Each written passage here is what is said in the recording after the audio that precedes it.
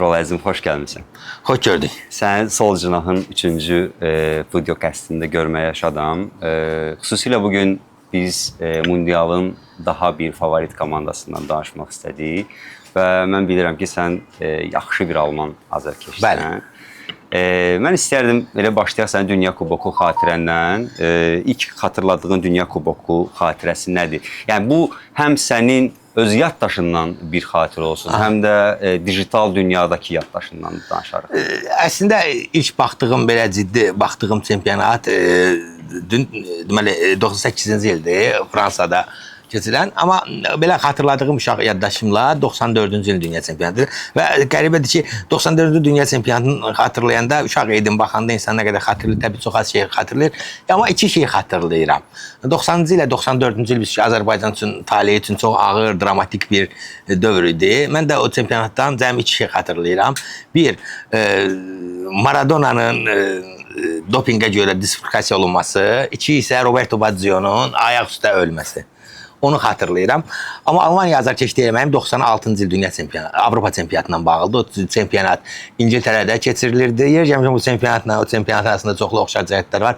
Nədən? Birinci, o dövrdə çempion İngiltərə keçirilirdi. Çempion Almaniya oldu. Yarım finalda Almaniya İngiltərə erkən finalı oldu və Almaniya penaltilərlə oldu. Hətta qolu da Kuntz vurmuşdu. Bu sonra Türkiyə yığmasının məşqçisi oldu Kuntz. Stefan Kuntz. Stefan Kuntz, bəli. Və o çempionata Türkiyə uzun illərdən sonra vəsə qazanmışdı və hər üç oyunun üçündə də, ya üçündə də bu uduzdu, ya ikisini uduzdu, birini necə elədi.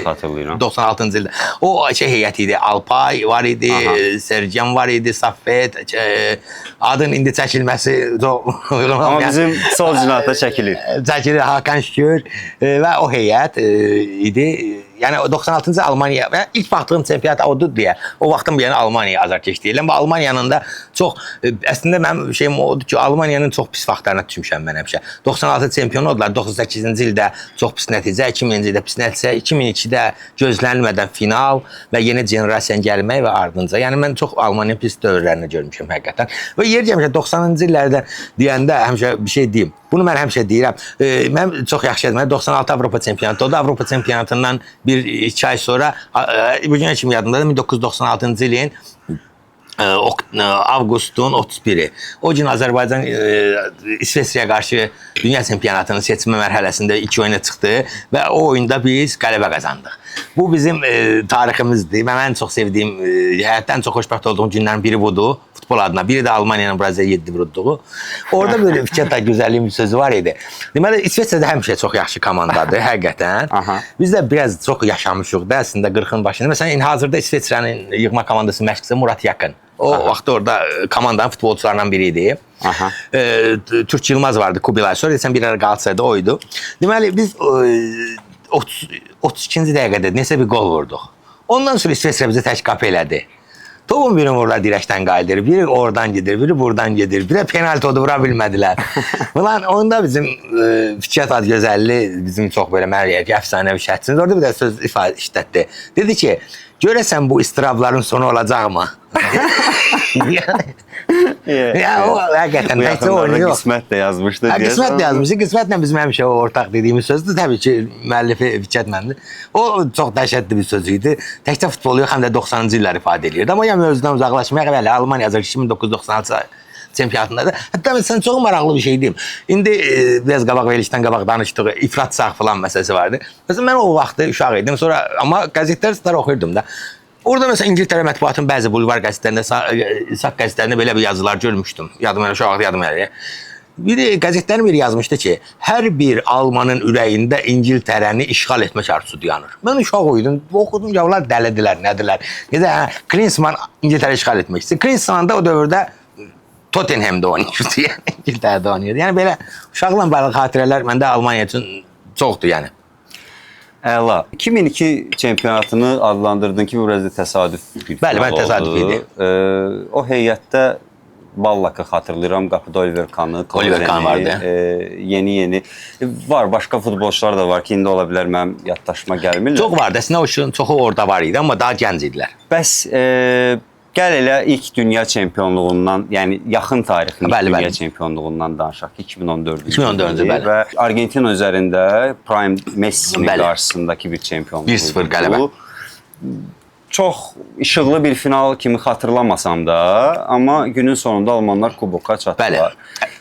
O mundialı və xüsusilə o mundialın göz bəbəyi az öncə adını çəkdiyi 7-1 oyunundan da. İndi üstündən çox keçməyib, amma bəzi gəncə bilməz. O mundial deməli Braziliyada keçirilirdi və qəribə bir şəkildə Almaniya və Braziliya dünya çempionatlarında ən çox oynayan komandalar olsa da, hətta bu yaxınlarda Almaniya ən çox qola görə Braziliyanı keçdi. Amma bir-birinə heç vaxt qarşılaşmamışlar. Bu çox tarixin bəlkə ən tragik hadisələrdən biri idi. O çempionatda isə 2014-cü çempionatında isə Almaniya Braziliyanla oynayırdı. O gün mənim üçün həyatımda ən gözəl günlərdən biri. Şəxsi həyatla bağlı çox uğursuzluqlar arasında olduğu bir dövr idi. Mən onda bizim 2 nəfər Elminlə, bir də Ağanla getmişdik Cəlilabada. Orada biz dostumuz qonaq dəvət eləmişdi. Sonra bizə bir oteldə zıta yer də təşkillənmişdik falan. Yedi, işdi elədi, indi otelə gedirik. Mən də çox xoşbəxtəm ki, Almaniya Braziliya oyuna baxacam.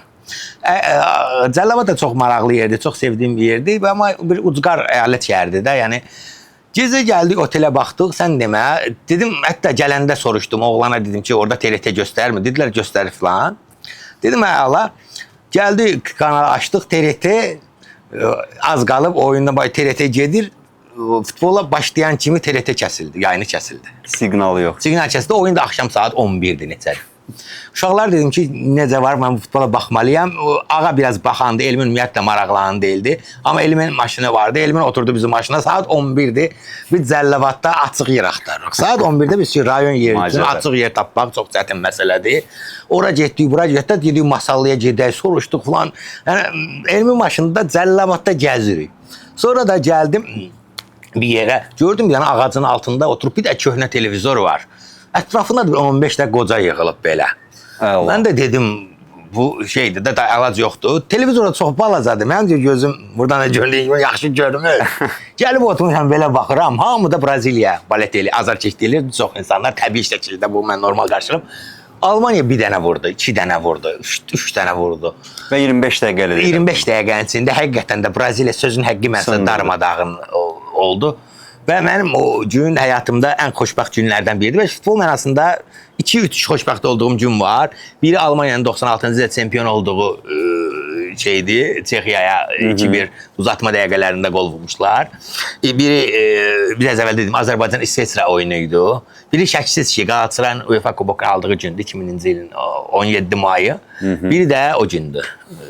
Yəni o çox dəhşətli bir gün idi və o gün məgər ki, dünyada hər şey yenidən doğuldu Almaniya üçün. Və o qələbədən sonra yaddaşım məlumatımızsa səhv deyirəm, yarım finalda olmuşdu o.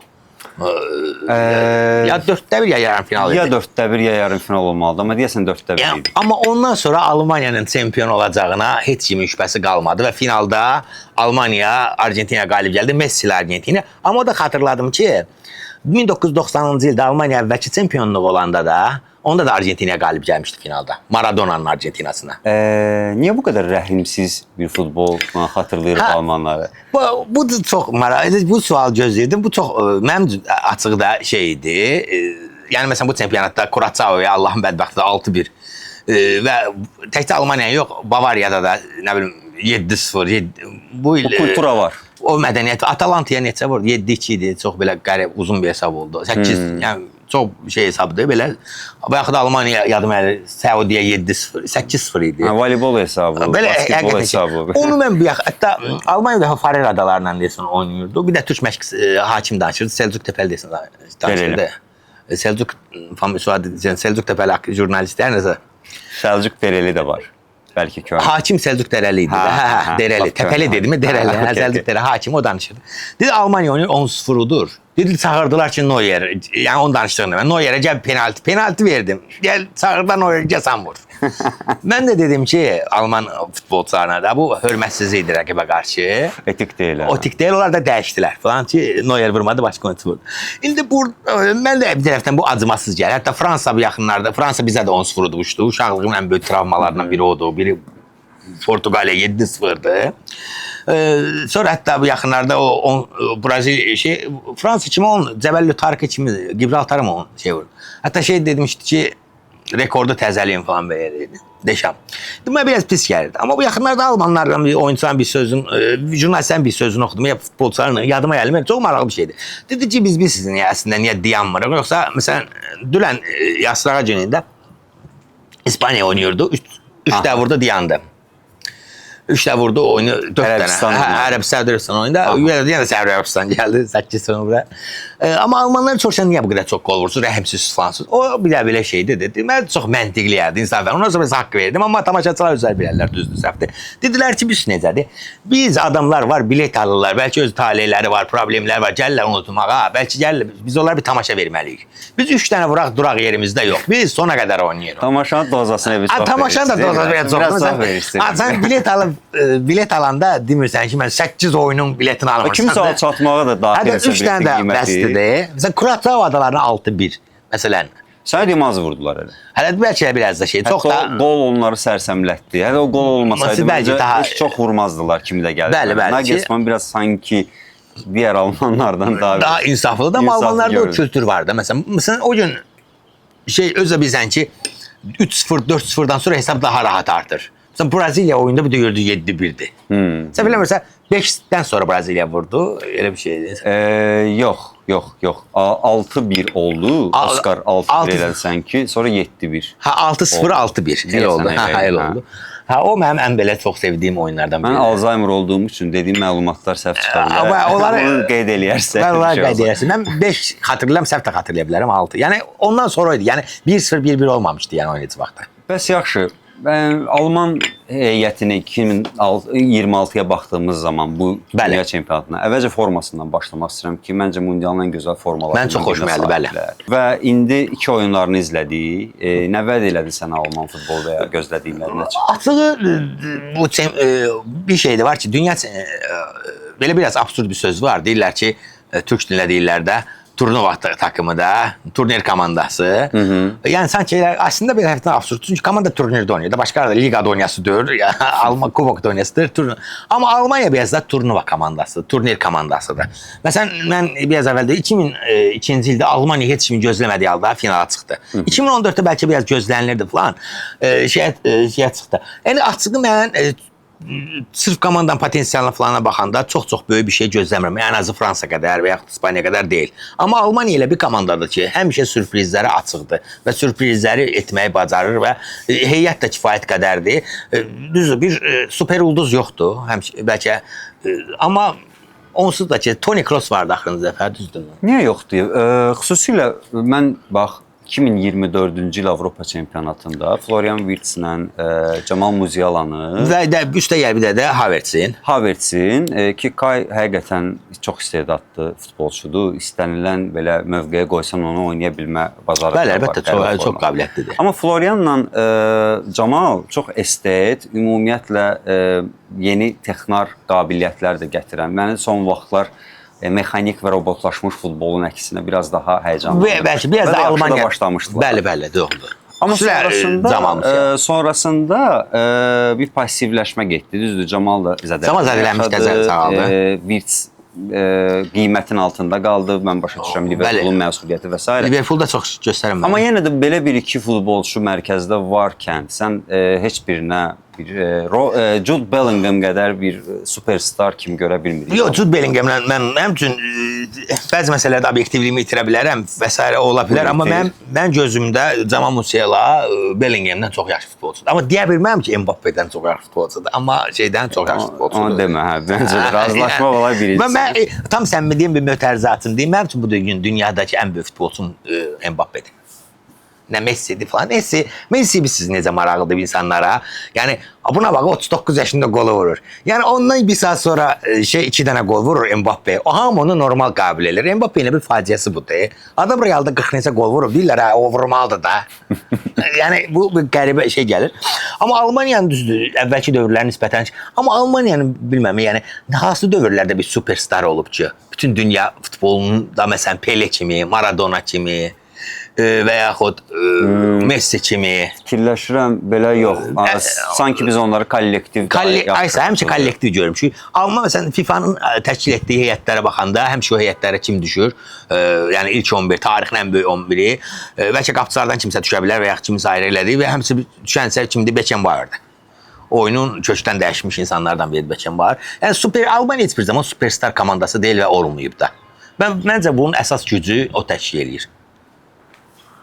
Məsələn, bir də balaca bir də şey deyim, elə dün axşam oldu. Yəni, mən də Klozeni çox sevirəm. Almaniya yığması üçün çox dəyərli bir oyuncudur. Amma razılaşaq ki, Kloze A seriyalı bir hücumçu deyil. Bu B seriyalı bir hücumçudur. Klozeni biz heç vaxt top klublarda görməmişik. Və yaxud top klublara çox duruş gətirə bilməyib Kloze, düzdürmü? Amma Almaniya yığması hücumçusu olduğuna görə bu adam dünya çempionatlar tarixinin ən çox qol vuran oyuncusu olub. Ondan qabaq bu rekord kimdiydi? Ronaldo'da.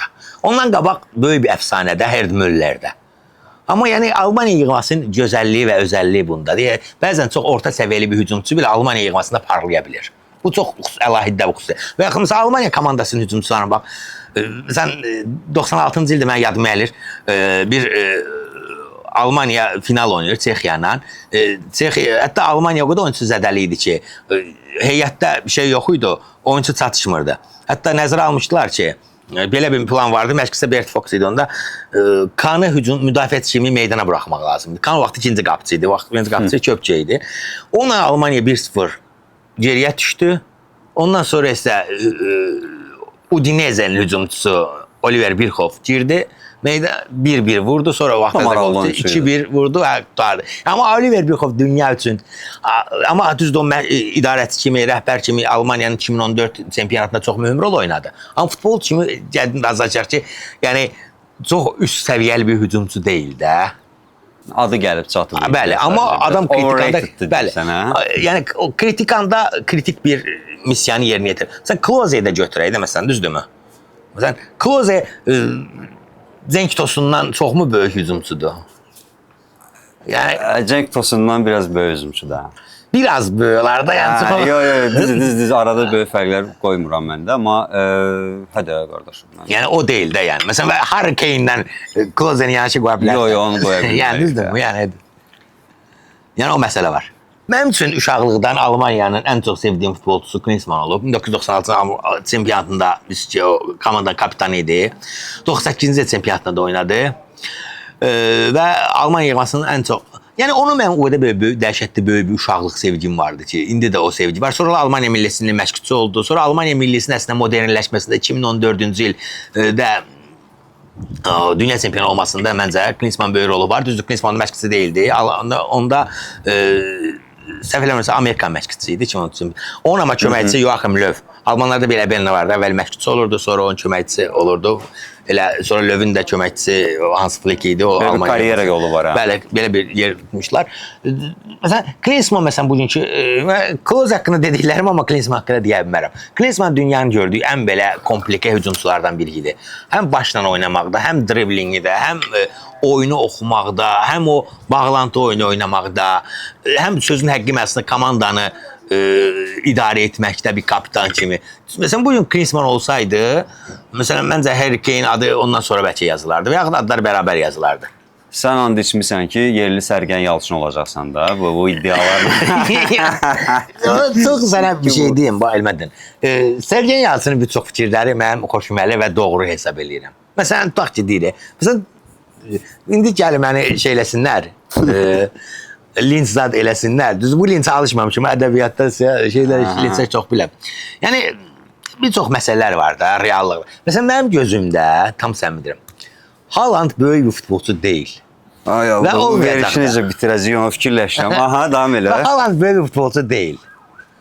Superstar deyil. Starda amma superstar deyil. Superstar bir kimdir, məsələn, məncə. İndiki modern dünya baxımında. Mbappe'dir. Elə yerdən verirsən ki, və etiraf eləyə bilməyəcək. Bir aşağıdan ver, yox deyim, məsələn, Messi'dir. Yəni, nə mənada deyirəm? Mən superstar adam, game changer olan adamdır. Oyunu dəyişməyə belə bacarığında olan oldu. Sergen Yalçın özü dövrünə görə superstardır. Yəni Böyük oyunu oyunlarda itdiyinə dair işarələr var. var, bəli. Və Guardiola bir dəfə bir yaxşı şey demişdi. Məncə Messi və Haaland'ı müqayisə eləyəndə biz o ikisinin də məşqçisi olub. Həm Haaland'ın, həm Messi'nin. O dedi ki, Haaland'a gol vurmaq üçün başqaları lazımdır. Amma Messi'yə gol vurmaq üçün heç nə lazım deyil. Biri striker'dır, biri hücumçudur. Mən heç elə yəni zonaları fərqlidir. Zonaları fərqlidir, aydın məsələdir. Biri Platatka hücumçusudur. Yəni tutaq ki, belə bir şey deyək də. Yəni də sərgənlik dedin, sərgənliklə artıracağam. Başqa bir oyunçunu Haaland'ın yerinə qoysaq, orta səviyyəli bir hücumçunu. Haaland'ın vurduğunun 70%'ini vurar. Məsələn, düzdürmü? Mənim Haaland'a belə simpatiyam var, amma 70% çox dedin də 10 topdan 7'sini vurmaq Premier Liqada asan məsələ deyil. Məsələn, Edson Alvarez var Argentinada. Var. Bu şeyin vurduğu qolları nə qədər vurar Haaland'ın? Edson Alvarez kimdir? Hücumçudur Edson Alvarez. Julian Alvarez'i deyirsən bura. Julian Alvarez. Julian Alvarez yox. Julian Alvarez striker olaraq altdan zəif. Yaxşı 9-10 bağlantı oyuncusudur. Yəni o barədə sırf 9 kimi əlbəttə. Yəni oyuna məncə Haalanddan çox qatqı verər. Onlar ayrı məsələdir. Bəli. Amma bitirmək məsələsi strikerlıqda məncə Haaland çox başqa yerdir. Haaland yaxşı sırf bitiricilik mənasında güclü oyuncudur, yoxsa Mbappe? Mbappe. Yəni məsələ ortadır məncə. Yəni məsələn axşam amma Messi'nin o ustalığı vardı. Məsələn çox gördüm. İkinci qolda var idi, düzdürmü? Gəldi sağ cinahda, topu aldı. Attı orada Alvarez'e attı. Alvarez vura bilmədi. Sonra Messi gəldi, o başqasına düşdü. O topu attı Messi'ye. Messi bir dəfə vurdu. Keçdi. Uzatdılar. Şeylədi, bir də təzdən bir də vurdu. Yəni adam bütün hücumu həll elədi də. Amma orada durub top gözləyəcək, atçıyla və top vurardı. Gözləyəcəkdi. Mənim üçün o tip. Maradona görsün mən. Mən indi fiyasko bir mövzuya aparmaq istəyirəm bugünün mövzusuna. Türkiyə bilirsən ki, nə vaxt arxası, bagajı biraz yuxarı qalxa kimi gəlirsə bir liqaya, 2021-də məncə Bəli, çox acı məğlubiyyət. Çox acı məğlubiyyət, travmalarla evə qayıdırlar. Bakıda. Belə bir doğrudan da ürəyimin dərinliklərində gözlənti var idi ki, bunlar bu qədər qazla gəlirlər, pis qutara bilər hər şey. Yoxsa heç gözləmədin ki, buradan tam səmimi deyim, belə gözləmirdim. Yəni necə? Çünki bu çempionatın formatda belədir ki, mən ilk baxdığım çempionat Fransada 98-də ilk dəfə onda 32 komandaya keçiblər. İndiyənə qədər də 32 idi, indi 48 idi. Yəni Türkiyənin açığı gözləyə bilərdim ki, hardasa bir 16-da 1-də olmasa da 8-də 1-də bir dənə nə bilim bir Avstriyada İsveçrəyə uduzub gedə bilər. Və yaxud yaşın quradalarına qrupdan çıxıb, yəni tam səmimi deyirəm, yəni gözləməzdim ki, Türkiyə qrupda qalar. Yəni indi bugünkü dövrdə biz danışırıq da indi ikinci oyunlar olur. İranın qrupdan çıxmaq şansı çox. Khorasan qrupdan çıxmaq şansının danışıldığı bir zamanda Türkiyənin qrupda qalması o cür heyətlə yəni. İndi realist olaq da Türkiyənin heyəti İngiltərə deyil, Almaniya deyil falan. Çətin komandalarla oynamadı yox. Amma çox yaxşı heyəti vardı. Yəni Avstriyaya bu dönə oyuna baxdım. Avstriya mənə biabırçı gələn daha çox onların oyundan sonra yanaşmaları oldu. Xüsusilə özlərini tənqid etmədilər və bunu hansı alın yazısından, hətta Mehmet Bekol deyir ki, sən Federasiya prezidenti idi onu. Türk olmusan öncədə. Montella üçün deyir ki, sən də Türk olmusan. Belə qədərə bağlayırsansa, alın yazısına bağlayırsansa məsələni. Və o dağlara, daşlara vurduqları udarlarında, yəni minindən 5-nin qol olma ehtimalı var. Yəni deyim ki, sənə elə böyük bir təhlükə də yaratmamışdır. 32 qapıya zərbə vurublar. 32 zərbədən 2 XG var. O da böləndə hardasa 0.5-0.6 XG eləyir. Yəni o deməkdir ki, o 100-dən 5-i gedib qapıya gedir. Hadisənin şokundan belə reaksiya verirlər. Yox, əslində məncə orada məsələn, elə şeylərin ümumiyyətlə əleyhinəyəm mən həqiqətən ki, yəni nə oldu, bir şey oldu, Məşqçiqov filan bəsməkan, bunu əleyhinəyəm. Bu Yılmaz Vural bir dəfə aktyorlardan biri danışırdı. Deyək, Yılmaz Vuralı görürəm, orada məscidə gəlib. Üstdəki forması Adana Spor, Erzurum Sporundur, şalvar Çorum Sporundur. Yəni bir sezonda 3 məşq komanda çalışır da. Yəni onun şeyin əleyhinəm ki, bir şey olan ki, məşqçi qovaq, ha. Amma mən bu çempionatdan sonra Montella'nın qovulmasının çox mühüm vacib hesab edirəm. O da niyə? Hamı səhv eləyə bilər. Hər bir Guardiola səhv eləyə bilər, Klopp da və s. Bu mümkündür. Amma bir adam səhvini görmürsə onu qovmaq lazımdır məncə. O adam səhvini görmür. 32 dənə deyir qapıya zərbə vurmuşuq. Amma Türkiyənin oyununda bir dənə yadda qalan vəziyyət olmayıb. Kapitanlar da eyni fikir. Kapitanlar da eyni dedi, başqa hətta federasiya prezidenti də eyni dedi. Yəni elementar bir şey var da 32 zərbə vurmusan, 2 dənə artıq XG var. Yəni ola bilər başqa reallığın içində yaşasınlar. Yəni onlar reallığı görməyə çalışmadılar. Onlar özlərini çox belə. Hətta Hakan oyundan sonra, birinci oyundan sonra deyir ki, oyunu dominasiya elədik. Əgər dominasiya topu götürüb rəqib meydançasına paslaşmaqdırsa, onun adı dominasiya deyil. Top oyalamaqdır. Top dominasiya ki, Almaniya quracağı oyunu dominasiyadır. Fransanın oyunlarına bax, məsələn, hamısı dominasiyadır. Düzdürmü? Yoxsa sən topu götürmüsən, istədiyi bir də şey eləyə bilmirsən, bir də təhlükə vəziyyəti yarada bilmirsən. Və türklərin mənə ki, özünə arxayınlığı. Yəni o Trabzonsporunla Türkçə azar keçəyəmdə, Trabzonsporun prezidentidir bu olub. İbrahim Hacı Osmanoğlu. 4 sinif oxumuş, söhbətdən xəbər olmayan bir adam. Müteahhitdir. Ha, yəni təsəvvür edir ki, durub oyundan sonra Fatih Terimə söz atır, nə əlaqəsi var, nə dəxli var. Bunlar hamısı göstərir ki, məsələn, Montella bu sistemin adamı deyil də, yəni reallıq, yəni ola bilər, mən nə səhv eləyə bilər, hamı səhv eləyə bilər. Amma sən səhvi görmürsənsə və Paragvay ilə oyunda qalib gəlməməyi götürüb deyirsən ki, yox, biz oynadıq. Yəni, və tutaq ki, çox nadir hallar deyil oyunlar ola bilər. Top bir cür, heç cür qapıya girməz. Bu ola bilər nadir hallarda. Amma sən bir dənə qol vəziyyəti yaratmadın axı. Və haradakı Türkiyə komandasında o liqanı boş buraxmış, yəni İrfan Can Kahvecini, Samet Akaydını götürübsən o ilk 11-ə saldın, Merih də nə vaxt oynamış. Orada problem həm də tanışlarını çağırmağıyla da savayı pul məsələsi də var idi. Villa Bəli, bir də villa verəcəklər. Avroya qədər də bildiyim qədər hələ danışılmış bir pul da olub ortada, prim. Sən məncə yaxın tarixdə türklərin başına bu prim bəli, Arda gözlüyündən nələr yaşadıqlarını bilirsən də, skandal oldu. Bəli. Və yenə də aşağı yuxarı deyim ki, o 2016 heyəti qədər olmasa da o metoda getdilər. Mən oradan da hiss elədim ki, orada nəsə pul söhbətləri dönür. Biraz YouTube işinə də girdilər. Merih video çəkirdi. Biraz başa düşürəm, sponsorların istəkləri, tələbləri olur və s. Amma bütün bu proses saç stillərinə qədər tərsinə çevrildi. Amma futbol da belə bir işdir. Olsa nəticə verməsən, bugünün imtahanıdır. Bəli, əlbəttə ki. Sabah buna görə qınayacaqlar səni. Amma onlara niyə bu çatmır ki, insanlar bizi niyə buradan tənqid edir? O da böyle çox böyük bir iş. Məsələn, bəzi adamlar belə tənqid edirlər ki, bunlar dünya çempionatına bunlar çıxıblar.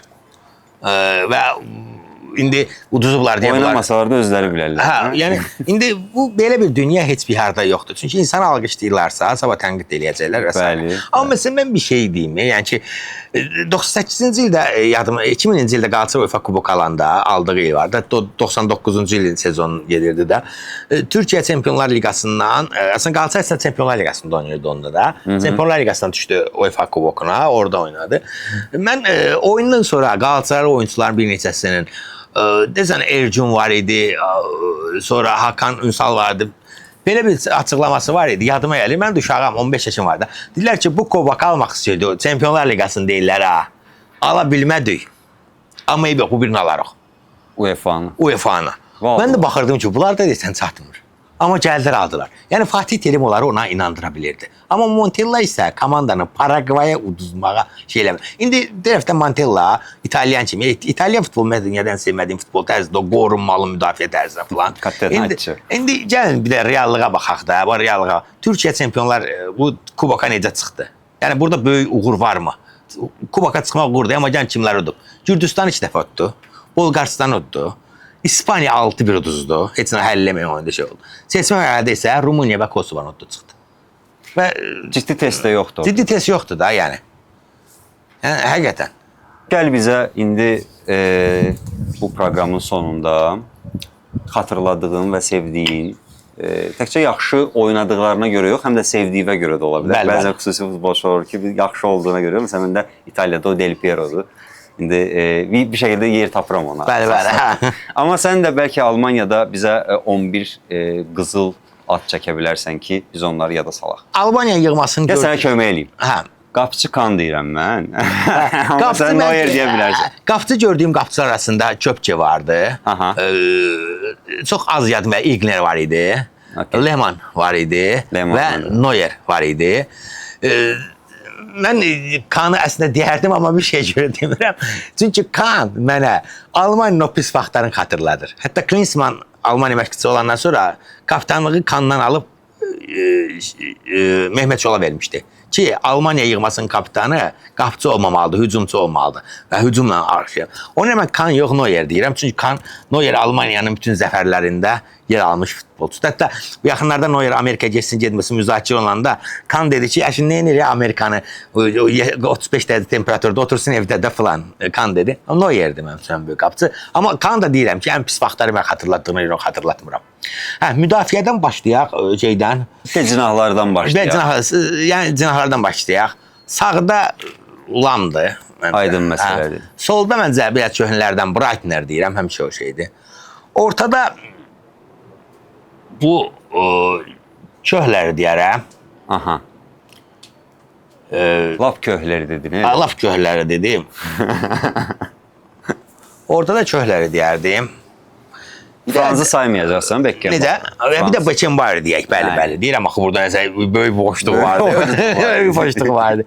Beckenbauer deyərdim. 4-4-2 deyək də. Okey, 4-4-2 hətta Almaniyanın paxlavasına yaraşar. Hə, 4-4-2. 4-ü qur. 4 mələr ki, Mateo sonra qoymasıq çox pis olar. 5 dünya Messi'nin rekordu ondaydı əvvəl. 5 dünya çempionatında oynamışdı. Onu qoyaq. Sonra arxalarına məncə Schweinsteigeri qoyaq. Olar. Müdafiənin qabağına. Olar. Bura bir Zammeri qoyaq. Bu tərəfdə də gəl olsun Mikhail Ballak. Ballak deyəcəkdim, amma yadıma Toni Kroos. Doğrudan, Toni Kroos. Toni Kroos'u qoyaq. Çünki bunlar uğurlu. Düz deyirsən, Ballakdan müqayisədə Toni. Şeylərdir var. Lamın qabağına əslində çox yoxdur. Breitner'in qabağı, onlar orada oynaya bilərlər cinahda axıra qədər də. Hücuma olaraq da mən iki adamı tərəfdə bilirəm. Böyle Gerd Müller, o birisi də Jürgen Klinsmann. 4-4-2. Mən də çox yaxşı heyətdir. Yəni bu heyət istənilən halda. Yəni baş məşqçi seç. Baş məşqçisi seçsəm. Səncə bu kaprizli komandaya kim yaraşar? Əslində Beckenbauer futbolçumu seçməsəydim, məşqçi kimi onu seçə bilərdim. Aha. Amma şey kimi elə bir lövlü komanda deyil bu. Lövlü də deyil, 90-cı il komandasının şeydə məşqçisi də Beckenbauer idi. Kimə verək bunu? Bavariyanın baş məşqçisi var idi. Ona görə də Nagelsmanndan qabaq. Bert Fox deyirsən? Yox, yaxın tarix. Otto'ydu. Otmar Hitzfeld. Məncə də Otmar Hitzfeld çox yaxşı. Məncə də onu qoyaq baş məşqçi. Tamamlayıcı olsun. Ağ formadan çıxardırsan oyunda. Bəli, Otmar Hitzfeld məncə çox yaraşdı bura. Çünki əslində Beckenbauer'a qoymuşduq Beckenbauer. Yer gəlmişəm Beckenbauer dünyada hücumçu kimi, oyunçu kimi və məşqçi kimi çempion olan çox az insanlardan biridir də.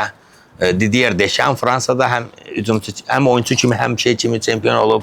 Braziliyada Zagallo, bir də Almaniyada Beckenbauer. Çox sağ ol, Tural. Var olasın gəldiyinə görə. Minnətdaram, sağ ol.